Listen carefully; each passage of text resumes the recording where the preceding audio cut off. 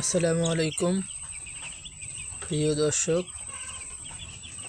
আসলে বর্তমানে যে মুরগির বাজার খুবই বেহাল অবস্থা। 130 টাকা 25 টাকা, তারপরে বাচ্চার রেট কমই আছে মোটামুটি, কিন্তু 2 দিন একটু বাড়তি দিকে, যেরকম 17-18 টাকা বাচ্চা। আমার এটা হলো আফতাব ইপির বাচ্চা। আজকে বয়স আড়াই দিন চলে। মোটামুটি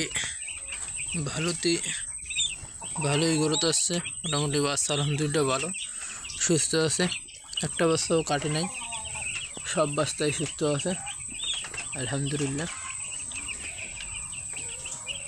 জানি না এ বাচ্চায় কী হবে, তারপরও রিস্ক নিয়ে উঠাই রইলাম।